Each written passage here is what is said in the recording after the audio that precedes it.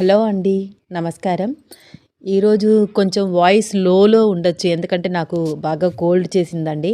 అయినా రెగ్యులర్‌గా స్టోరీ ఇవ్వాలి కాబట్టి నెగ్లెక్ట్ చేయకుండా స్టోరీ స్టార్ట్ చేద్దామని మొదలుపెట్టాను. ఇప్పుడు నేను చెప్పబోయే స్టోరీ 'నీ ప్రేమకై ఎదురు చూసే నీ సీత' ఎపిసోడ్ 22. స్టోరీలోకి వెళ్ళే ముందు చిన్న రిక్వెస్ట్. ఈ స్టోరీ మీకు నచ్చితే తప్పకుండా లైక్ చేయండి, షేర్ చేయండి. అలాగే మన ఛానల్ని కొత్తగా ఎవరైనా చూస్తుంటే సబ్స్క్రైబ్ చేసుకోండి, నన్ను ఎంకరేజ్ చేయండి. ఇంకా ఆలస్యం చేయకుండా స్టోరీలోకి వెళ్ళిపోదాం. సీత వెనకాలే రామ్ కూడా అడుగులు వేస్తూ లోపలికొచ్చాడు. నవ్వుతూ వస్తున్న సీతారాములను చూసి, హమ్మయ్య, ఇద్దరూ నవ్వుతూనే ఉన్నారు. ఏమైందో అనుకున్నాను. ఈ పిల్ల ఎందుకని అంత ఉదయం చెప్పపెట్టకుండా వెళ్ళిపోయింది? వీడెందుకని కంగారు పడుతూ వెళ్ళాడు? ఆలోచిస్తూ గుమ్మంలో నుంచుని వాళ్ళిద్దరి వైపు చూస్తోంది అరుంధతి.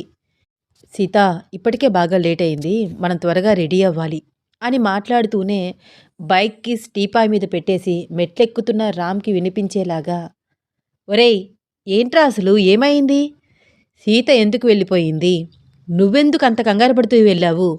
ఇప్పుడు మళ్ళీ నవ్వుతూ తిరిగి వస్తున్నారు. మీ ఇద్దరి మధ్య ఏమైనా గొడవ జరిగిందా ఏంటి? అడిగింది అరుంధతి. అమ్మ, అలాంటిదేమీ లేదు, డోంట్ వరీ అంటూ పైకి వెళ్ళాడు రామ్. వీడు ఏ విషయమూ చెప్పడు అనుకుంటూ వస్తున్న సీత వైపు చూసింది అరుంధతి.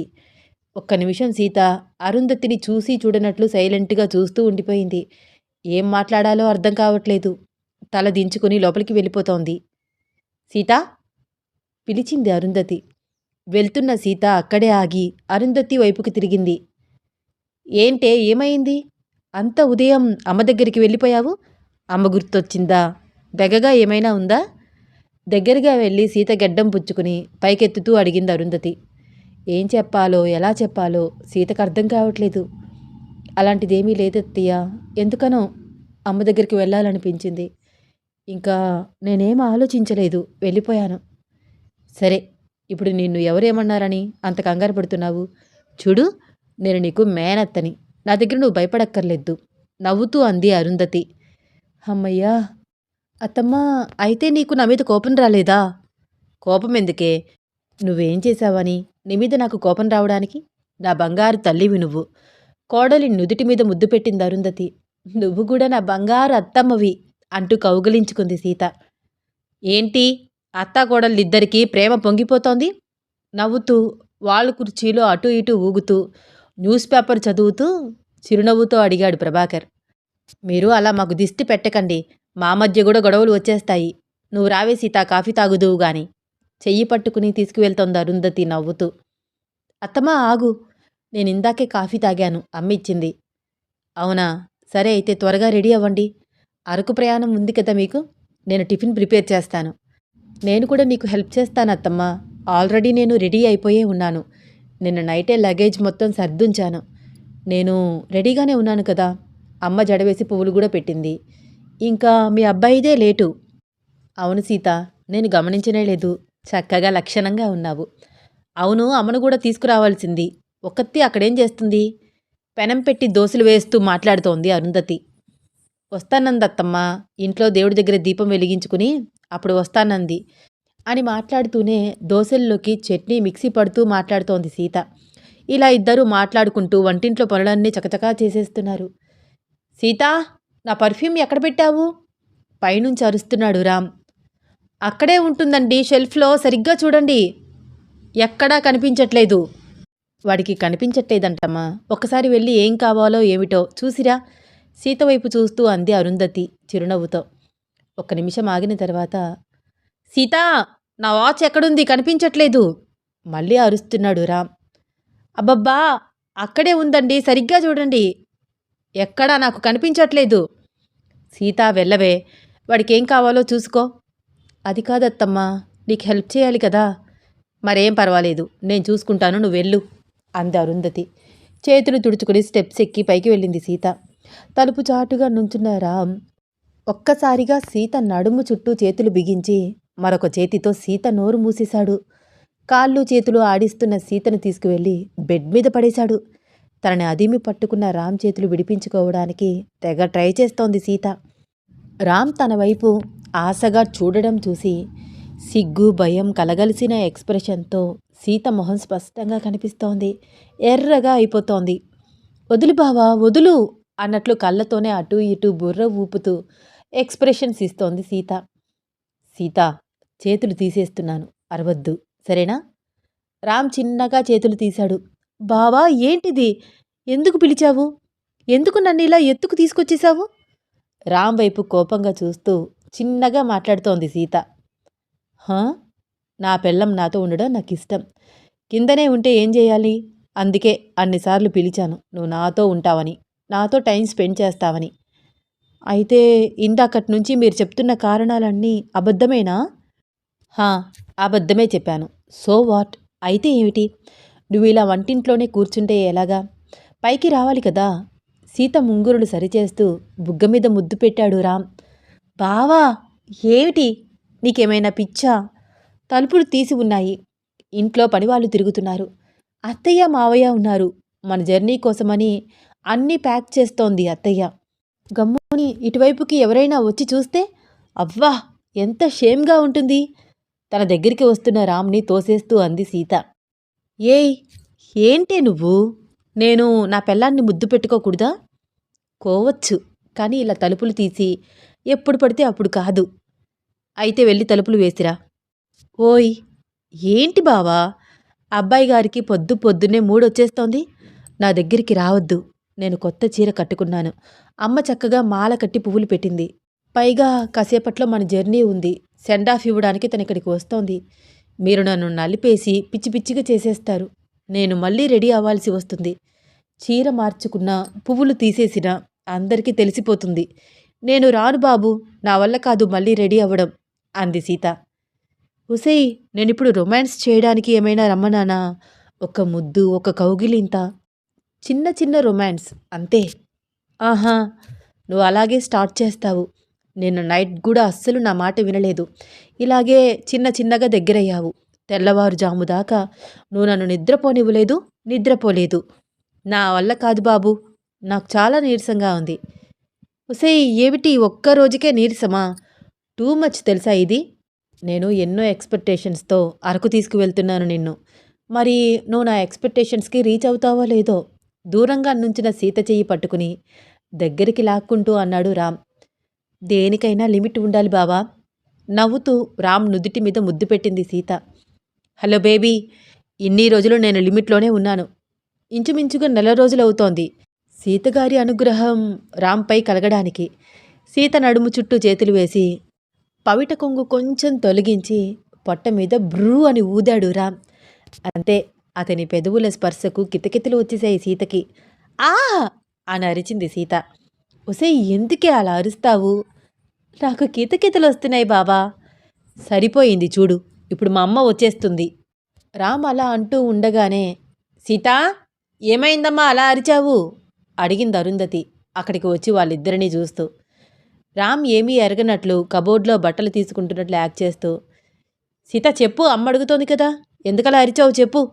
కంగారు పడతారు కదా మాటికి చీటికి, ఎందుకలా అరుస్తావు? వెరీ వెరీ బ్యాడ్ హ్యాబిట్ ఇది అన్నాడు రామ్.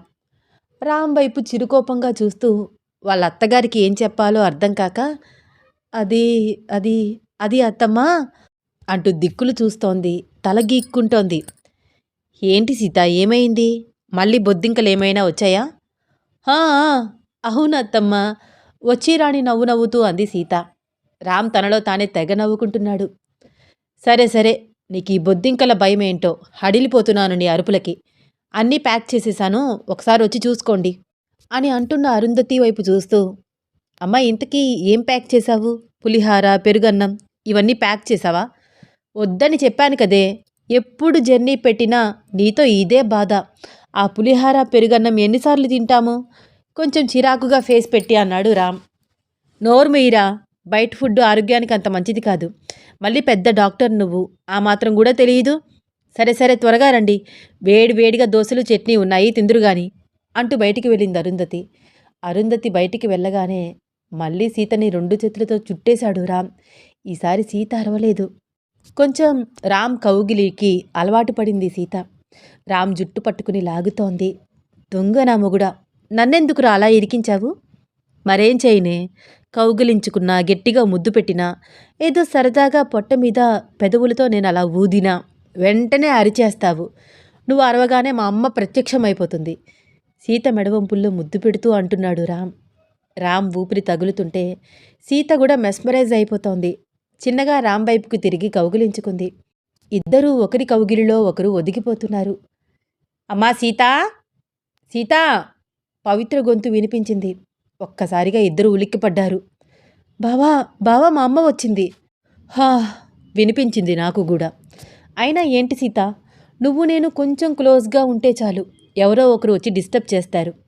రామ్ అలా అంటుంటే సీతకు నవ్వొచ్చింది.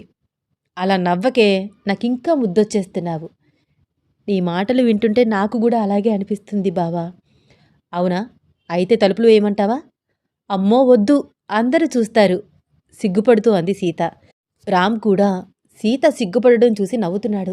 అమ్మా సీతా, పవిత్ర పిలుపు మరొకసారి వినిపించింది.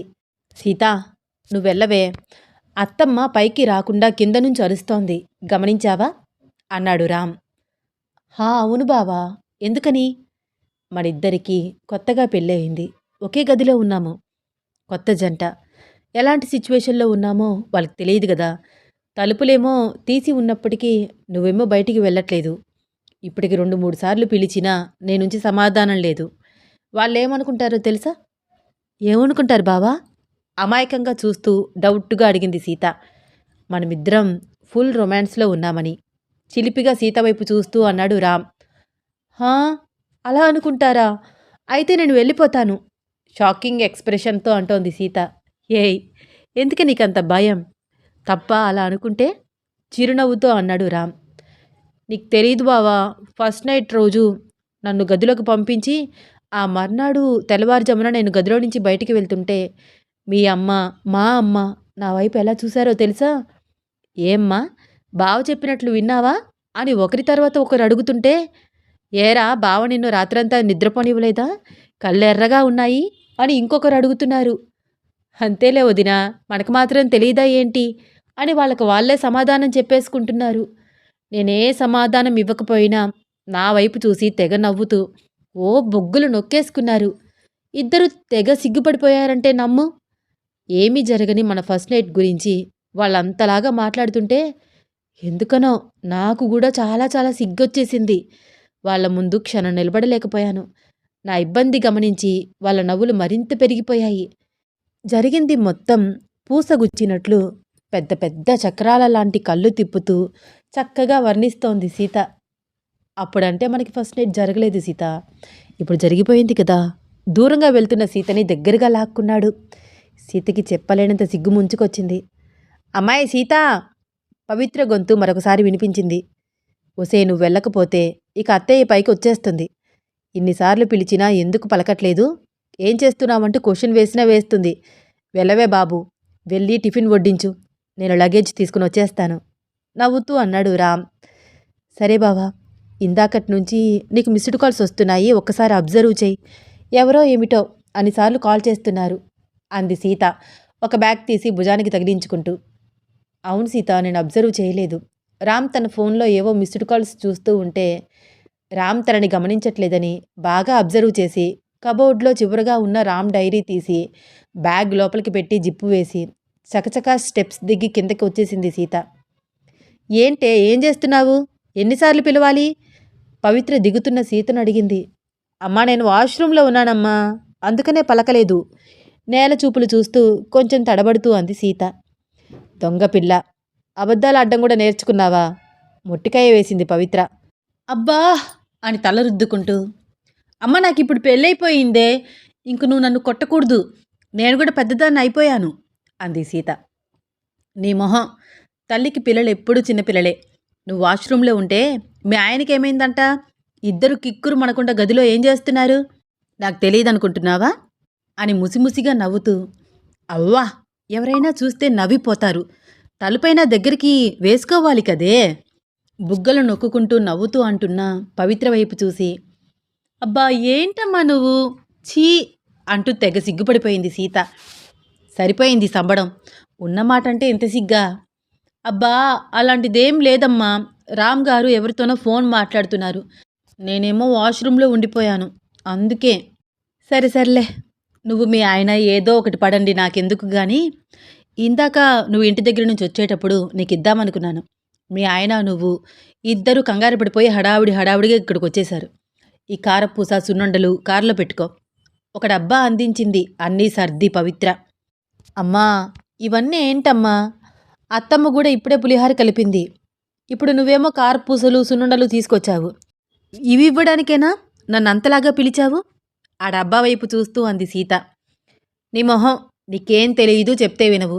దారిలో ఒకరి మొహం ఒకరు చూసుకుంటూ కూర్చుంటారా ఏంటి? కారపూస పంటి కింద వేసుకుంటే అదొక కాలక్షేపం అంటున్న పవిత్రని చూసి ఎలా రియాక్ట్ అవ్వాలో అర్థం కాలేదు సీతకి. నువ్వు నన్ను అన్నిసార్లు సీత సీత అని పిలిస్తే ఏమైందో అనుకున్నాను. కారపూస సున్నుండలు అన్నమాట విషయం. వచ్చి రాణి నవ్వుతూ అంది సీత. అది కాదే, అత్తయ్య ఒక్కత్తి వంటింట్లో పనిచేస్తుంటే నువ్వు అలా గదిలోకి వెళ్ళిపోయి కూర్చోవడం ఏమైనా బావుందా? నువ్వు కూడా ఆవిడికి సహాయం చెయ్యొద్దు? ఆ మాటకి సీతకేం చెప్పాలో అర్థం కాలేదు. ఏంటే అలా నిశ్శబ్దమైపోయావు? నేను నీతోనే మాట్లాడుతున్నాను. అమ్మా నేనేం చేయను, బావ పిలిస్తే వెళ్ళాను. ఏం చేయాలో అర్థం కాక అయోమయంగా చూస్తున్న సీత చూపులు చెప్పకనే పవిత్రకు అంతా చెప్పేశాయి. చూడు సీత, ఇలాంటి పరిస్థితి పెళ్ళైన కొత్తలో ప్రతి ఆడపిల్ల ఫేస్ చేయవలసి వస్తుంది. కానీ ఎవరికివ్వాల్సిన ఇంపార్టెన్స్ వాళ్ళకివ్వక తప్పదు. కోడలుగా అత్త కాసరాగా ఉంటూ భర్తతో ప్రేమగా మసులుకోవాలి. అప్పుడే నీకు మీ అత్తగారి సపోర్ట్ ఫ్యూచర్లో బాగా ఉంటుంది. ఇప్పుడంటే నువ్వు కొత్త కోడలివి. రాను రాను నీ ప్రవర్తన ఇలాగే ఉంటే మీ అత్తమ్మ ఎంత మంచిదైనా సరే ఒక్కొక్కసారి తనకి కూడా విసుగొచ్చేస్తుంది. ఆ విసిగే కోపంగా మారి పెద్ద పెద్ద గొడవలకు దారి తీస్తుంది. నేను అత్తయ్యకి హెల్ప్ చేస్తుంటే ఆయన పిలిచారమ్మా. ఏం చేయాలి చెప్పు? అవునరా సీత, నాకు అర్థమైంది నీ పరిస్థితి. కానీ గదిలోకి వెళ్ళిపోయి అలా ఉండిపోతే ఎలాగా? ఎంత మేనత్త అయినా సరే ఆవిడికి కూడా నువ్వు సహాయంగా ఉండాలి. చనువు ఇచ్చారు కదా అని చెప్పి అలా కూర్చుండిపోవడం కరెక్ట్ కాదు. ఇంకొకరికి అనే అవకాశం ఇవ్వకూడదు. ఈరోజు ఏమీ అనకపోవచ్చు, కానీ ఏదో ఒకరోజు మిమ్మల్ని అనే అవకాశం మీరే ఇచ్చినట్లు అవుతుంది ఇలా కూర్చోవడం అలవాటు చేసుకుంటే. అందుకనే ముందు చూపుగా చెప్తున్నాను విను. నీ పని నువ్వు చేసుకోవాలి. ఎదుటివారి పనిలో సహాయం చేయాలి. తలనిమురుతూ ప్రేమగా చెప్పింది పవిత్ర. సరే అన్నట్లు తల ఊపింది సీత. డైనింగ్ టేబుల్ మీద అన్నీ పెట్టి అందరికీ టిఫిన్ వడ్డిచ్చారు.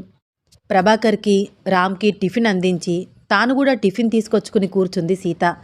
పవిత్ర, అరుంధతి వాళ్ళకేం కావాలో సర్వ్ చేస్తున్నారు. అమ్మా మీరు కూడా కూర్చుని తినియండి. ఏమైనా కావాలంటే పాస్ చేసుకోవచ్చు, ఇక్కడే ఉన్నాయి కదా అన్నీ అంది సీత. పవిత్ర, అరుంధతి కూడా కూర్చుని వాళ్లతో పాటు టిఫిన్ తింటూ కబుర్లు చెప్పుకుంటూ కానించేశారు. అరుంధతి ప్యాక్ చేసిన పులిహార, పెరుగు అన్నము, పవిత్ర తీసుకువచ్చిన కారపూస, సున్నుండలు, లగేజ్ మొత్తం రంగన్న చేత కారులో పెట్టించేశారు. చిన్నబాబు గారు, అన్ని కారులో పెట్టినాను, ఒకసారి చూసుకోండి అన్నాడు రంగన్న లోపలికొస్తూ. అమ్మా మేము పుణ్యక్షేత్రానికి వెళ్తున్నామో హనీమూన్కి వెళ్తున్నామో నాకు అర్థం కావట్లేదు. వచ్చి రాణి నవ్వుతూ సీతతో సహా బయలుదేరాడు రామ్. అరుంధతి, ప్రభాకర్, రంగన్న, పవిత్ర అందరూ నవ్వుతూ సెండాఫ్ ఇచ్చారు. డిక్కీ పైదాకా నిండిపోయిన సామాన్లు, పులిహార క్యాన్లు, సున్నుండ డబ్బాలు రెండూ గుద్దుకుంటుంటే జర్నీలో వెళ్తూ ఉంటే టకటకా సౌండ్ వస్తున్నాయి. వాళ్ళ ప్రయాణానికి ఏదో సంగీతంలాగా ఉంది ఆ శబ్దం. రామ్, సీత ఒకరి మొహం ఒకరు చూసుకుని నవ్వుకుంటున్నారు. ఈ స్టోరీలో ముందు ముందు ఏమవుతుంది తెలుసుకోవాలని ఉందా? అయితే వచ్చే ఎపిసోడ్ కోసం వెయిట్ చేస్తూ ఉండండి. ఈ స్టోరీ మీకు నచ్చితే తప్పకుండా లైక్ చేయండి, షేర్ చేయండి, సబ్స్క్రైబ్ చేసి నన్ను ఎంకరేజ్ చేయండి. అలాగే ఇన్స్టాగ్రామ్లో కూడా నన్ను ఫాలో అవ్వండి. నా ఇన్స్టాగ్రామ్ ఐడి @రోజా సిరి ఎంటర్టైన్మెంట్. తప్పకుండా ఫాలో అవుతారు కదా. ఉంటానండి. ధన్యవాదాలు.